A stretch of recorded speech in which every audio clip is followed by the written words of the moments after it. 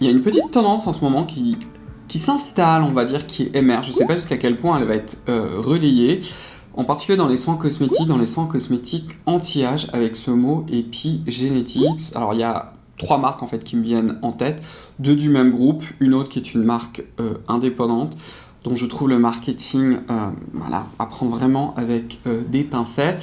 Et c'est un peu le nouveau mot, le truc un peu tendance. On parle d'épigénétique, donc toujours avec cette idée de vous faire des soins absolument révolutionnaires qui vont réveiller les gènes de l'anti-âge et de la jeunesse de votre peau. Enfin bref, donc ça y va à fond, on a l'impression que c'est très scientifique, que c'est très costaud. Et autour de ce mot, ça fait un peu rêver, parce que je sais pas pour vous qu'est-ce que ça vous évoque, le mot épigénétique, mais il y a clairement le mot génétique. Bref, donc les marques jouent un petit peu avec ça, et donc aujourd'hui on va un petit peu débunker cette idée-là, etc. Donc écoutez, bonjour à vous, ou alors bienvenue si jamais c'est la première fois que nos chemins se croisent. Coucou, pour une fois j'ai un petit peu balancé mon CV parce que en fait on va vraiment parler de biologie en fait aujourd'hui, justement autour de l'épigénétique. Donc moi en fait je suis un ex-chercheur, c'est-à-dire qu'avant d'être là sur les réseaux, avant d'avoir ma propre marque de cosmétiques, j'étais en fait un chercheur, ce qui veut dire qu'avant j'étais post-doc et que j'ai passé mon doctorat. Donc moi ma spécialité c'était exactement l'immunologie, avec un gros versant sur les cellules souches, et j'ai poursuivi d'ailleurs mes études en tant que chercheur, je parle de mes études de recherche, sur les cellules souches. Et non, si vous tapez Cyril Laurent, vous n'allez pas me trouver, parce que Cyril Laurent c'est mon second prénom, ce n'est pas mon nom de famille, donc je signais pas mes articles avec. Enfin bref, donc du coup vous doutez bien que j'ai beaucoup de connaissances en biologie. Et pour moi, alors c'est aussi ma vision pour ma propre marque, c'est pas une vidéo pour Scylla, mais dans l'ensemble, dans le soin de la peau, je pense que c'est très important d'avoir aussi un discours de vérité, vraiment.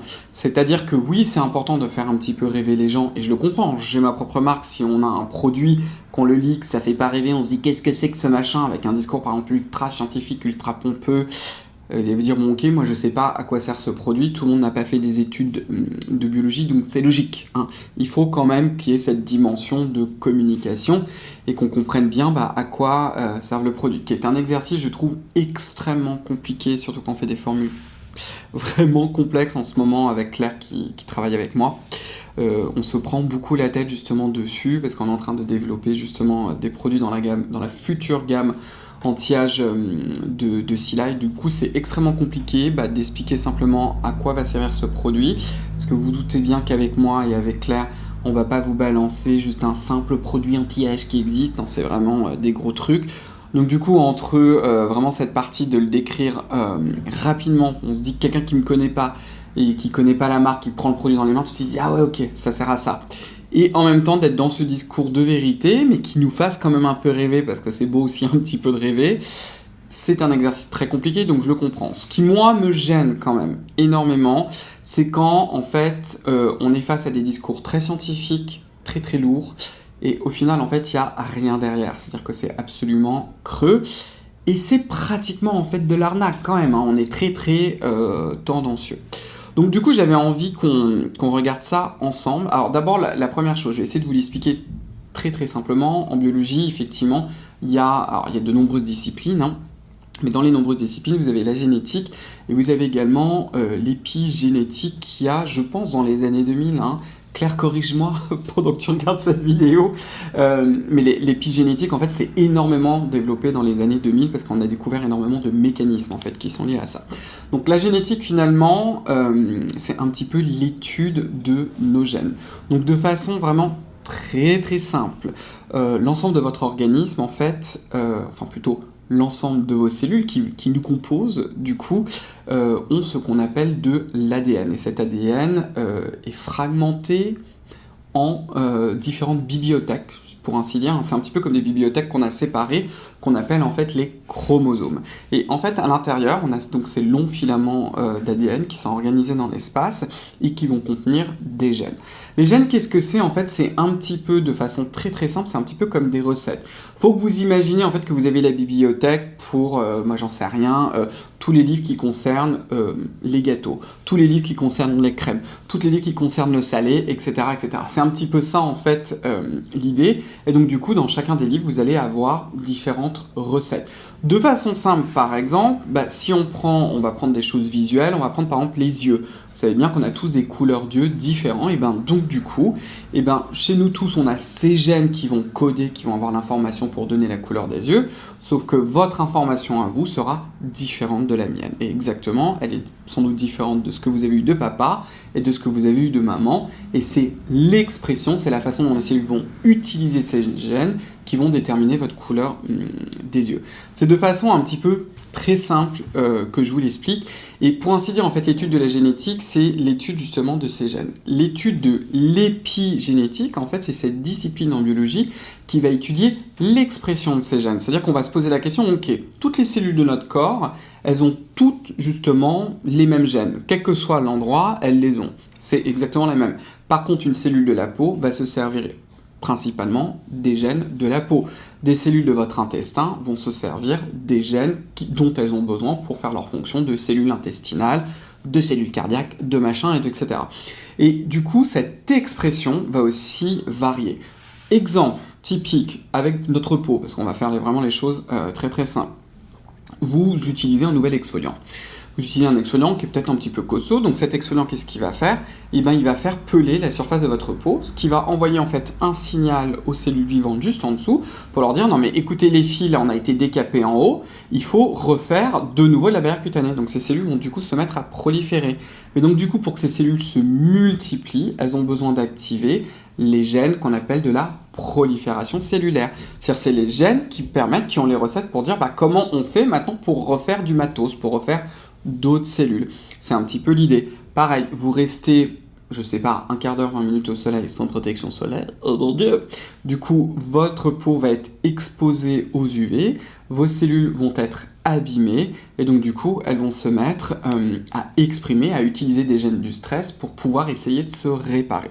C'est un petit peu l'idée, c'est ça l'étude de l'épigénétique. Je suis allé du coup sur Wikipédia pour essayer de vous trouver parce que je vais pas vous filer une définition que nous on apprend en tant que biologiste, en tant que chercheur, mais celle de Wikipédia elle est pas mal en fait. L'épigénétique, c'est la discipline de la biologie qui étudie la nature des mécanismes modifiant de manière réversible et transmissible et adaptative l'expression des gènes sans en changer la séquence, c'est-à-dire l'ADN.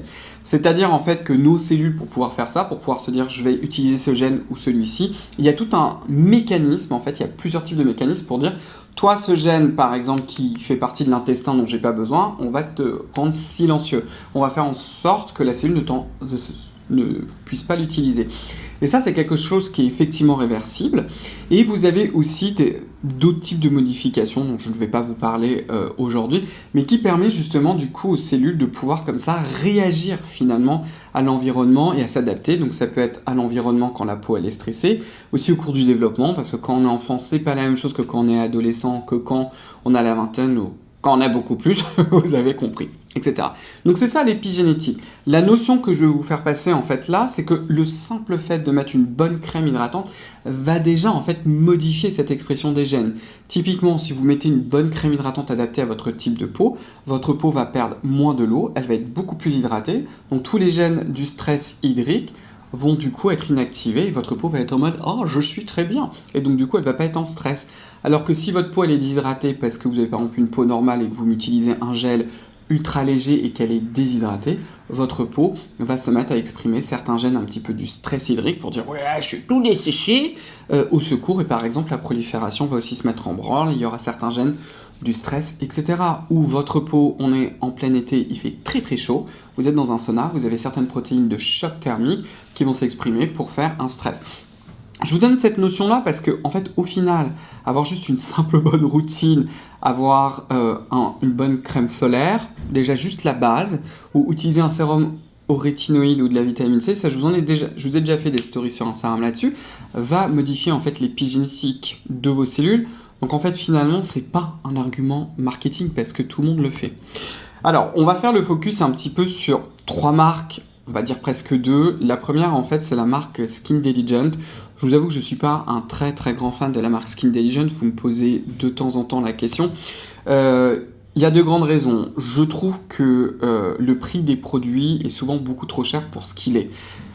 Si c'était moins cher, on se retrouverait plus, et c'est surtout en fait la partie vraiment purement marketing en elle-même qui me gêne en fait énormément. Alors si vous allez sur le site de Skin Agent, vous verrez qu'il y a toute une partie qui est sur l'épigénétique, avec en titre en fait qu'est-ce qu'un soin épigénétique. Je vous l'ai déjà en fait expliqué, finalement pratiquement n'importe quel produit cosmétique en fait va l'être. Et vous savez, en Europe, par exemple, il y a certaines allégations maintenant, comme non testé sur les animaux, qui est interdite, parce que de base, en fait, ça ne peut pas être testé sur les animaux, sinon on ne peut pas commercialiser un produit cosmétique. Et ça, en fait, pour moi, c'est un peu la même chose en réalité avec l'épigénétique. Ce n'est pas, en fait, un argument marketing. Alors, il y a une partie qui est assez bien expliquée, par exemple, comprendre l'épigénétique simplement. Ils disent il faut imaginer un interrupteur. L'épigénétique, c'est ce qui permet d'allumer ou d'éteindre certains gènes, c'est absolument le cas, ou d'en moduler l'intensité. Ça, c'est plus ou moins vrai. Ils expliquent que ces interrupteurs, ça peut être influencé par le stress, l'alimentation, le sommeil, la pollution, tout ça, en fait, c'est absolument vrai. Là où, comme je vous l'ai dit, c'est extrêmement poussif, en fait, c'est plutôt le positionnement de la marque avec leur approche épigénétique. Par exemple, en disant que leurs formules vont s'appuyer sur des actifs épigénétiques qui vont associer des antioxydants, des anti-inflammatoires, des nutriments cellulaires, etc. En gros, pour modifier l'épigénétique de la peau. Bon, en fait, comme je vous l'ai dit, chez toutes les autres marques aussi, en réalité, ils le font. Et j'ai déjà vu en fait des discours qui sont assez limites au niveau scientifique, et c'est ça qui me gêne. Vous avez aussi deux marques en fait du grand groupe Biodersurf, j'espère que je le dis correctement, qui est en fait Eucérine et la marque Nivea. Ils ont sorti effectivement un sérum. Alors le premier a d'abord été sorti chez Eucérine, qui s'appelle, alors il est dans la gamme Hyaluron Filler, c'est le sérum épigénétique. Et vous en avez un second de chez Nivea, attendez, je vais vous retrouver le nom, qui s'appelle le Cellular Epigenetics. Et les deux, en fait, ils contiennent un actif qui s'appelle l'épicéline.